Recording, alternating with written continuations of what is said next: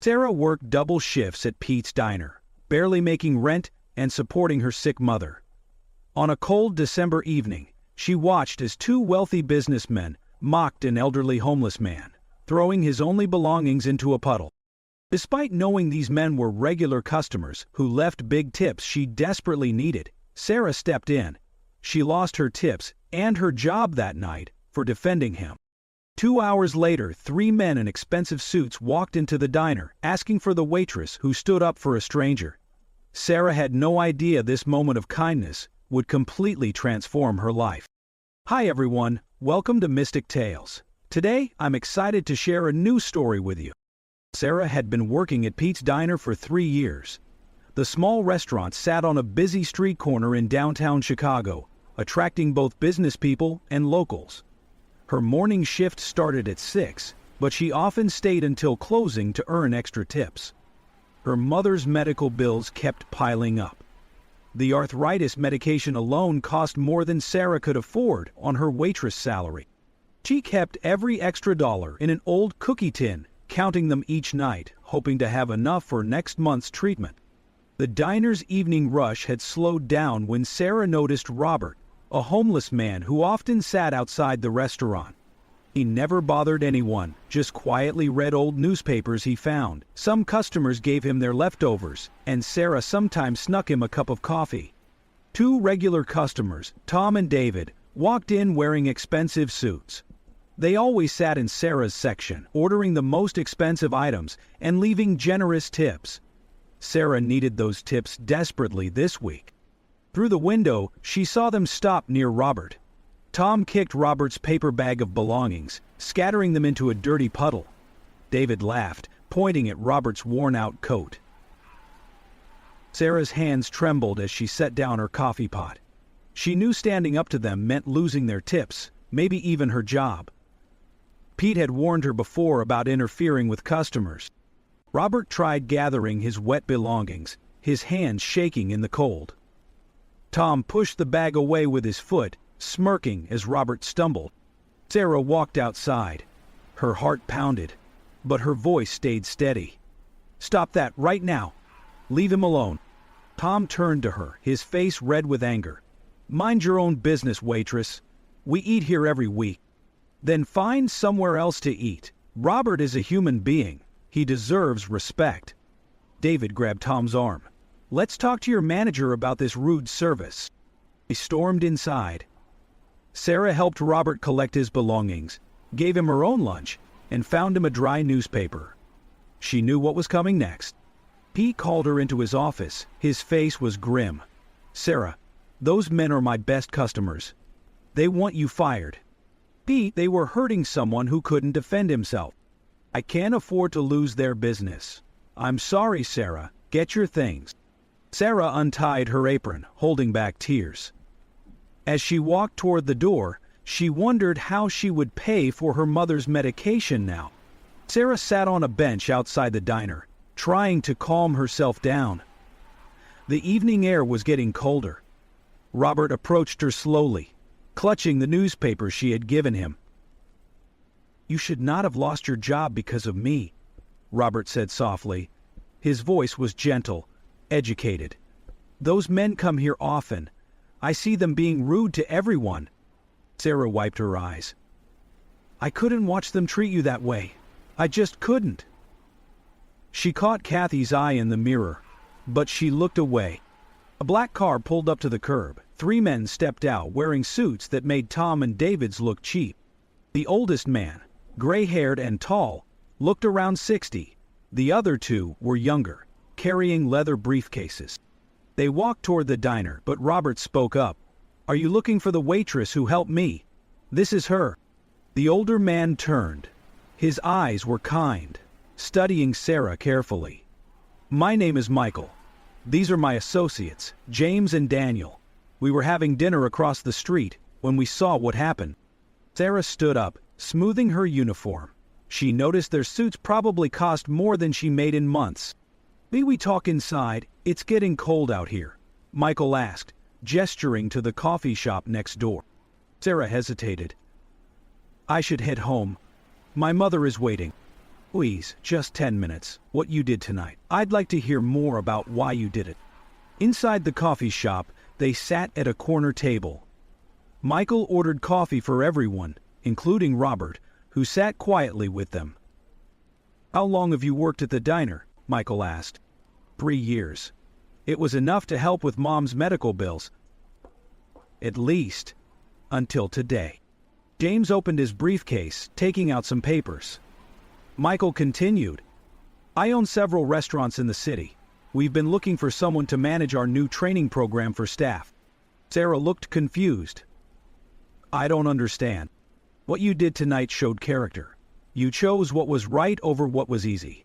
That's exactly the kind of person we need. The position pays $80,000 a year, with full benefits. Sarah's hands trembled around her coffee cup. This had to be a dream. Things like this didn't happen in real life. While me, you don't even know me. Michael smiled. Sometimes you learn everything you need to know about someone from a single moment of courage. Sarah stared at the business card Michael had given her.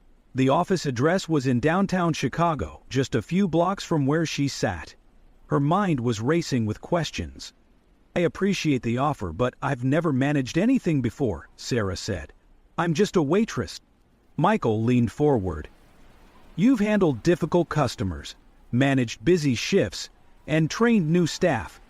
That's real experience. James here started as a dishwasher 15 years ago. Now he oversees 5 of our restaurants.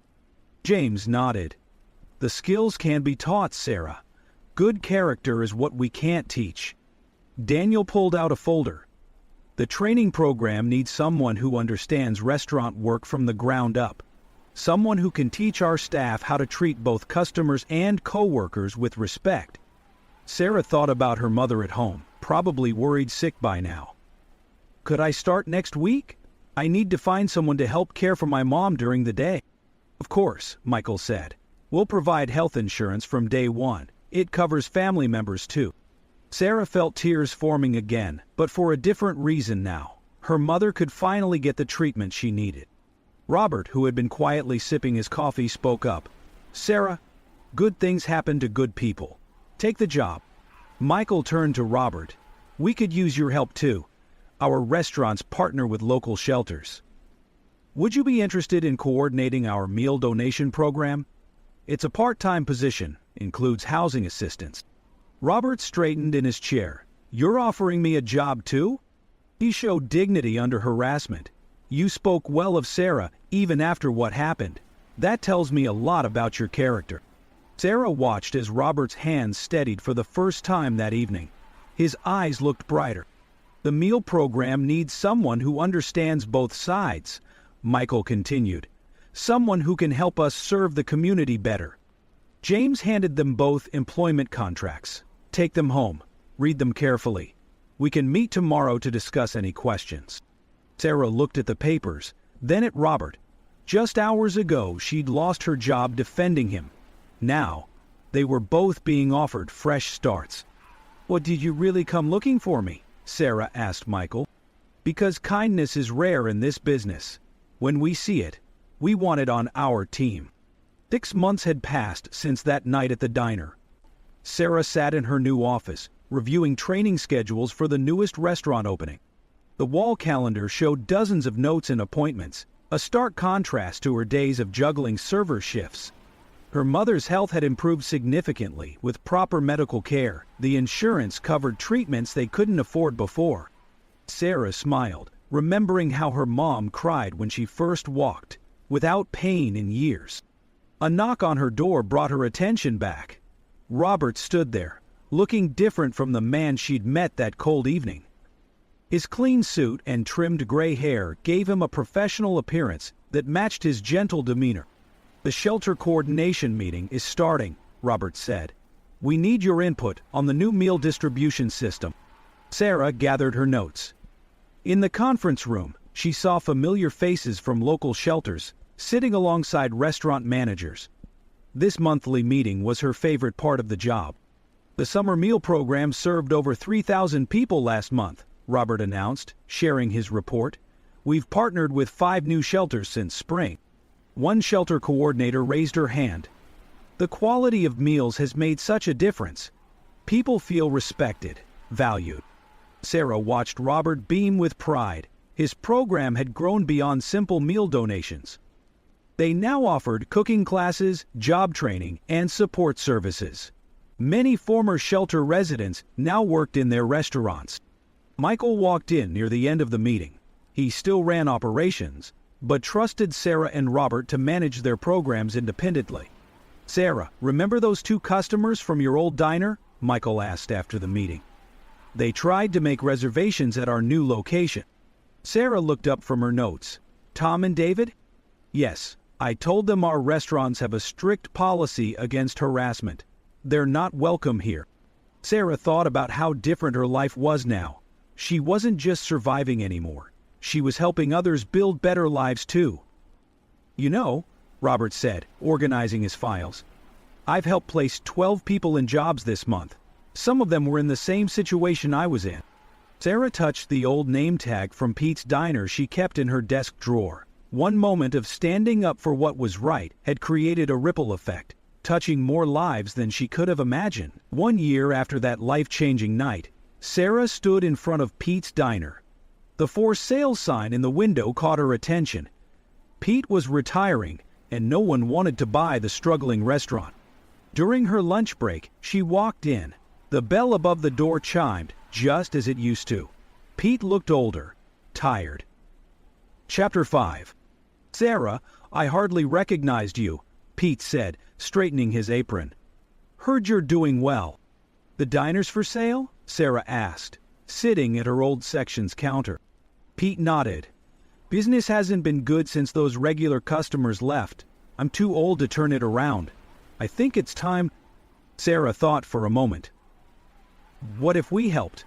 My company is looking to open a training location, somewhere to teach new staff before they work at our bigger restaurants." That evening, Sarah presented her idea to Michael. "Pete's diner is small, perfect for training. We could keep the original menu, add some new items, make it a place where everyone feels welcome." Michael reviewed the proposal. "You want to run this location too?" "I'd like to give others the same chance you gave me. We could partner with Robert's program, offer job training here." 2 months later, Sarah unlocked the diner's door. The place looked brighter, warmer. Pete stayed on as a consultant, teaching new staff his original recipes. His eyes lit up seeing the busy dining room. Robert helped organize a free breakfast program. Every morning, people from the shelter could come in for a hot meal and maybe learn about job opportunities. Sarah hired Lisa, a single mom struggling to pay bills, as her assistant manager. She saw herself in Lisa's determination to build a better life. One morning, Sarah served coffee to an elderly couple. "This place feels different now," the woman said. "So much kindness in the air." "When it does." Sarah watched her staff work together seamlessly. At one table, a business executive sat next to a person from the shelter program. Both were treated with the same respect. "Sometimes the smallest act of kindness can change everything," Sarah said, refilling their cups. She touched the old name tag she now kept in her pocket, a reminder of where her journey began. The diner had become more than just a restaurant. It was a place of new beginnings, where kindness multiplied and second chances were served daily, 1 cup of coffee at a time.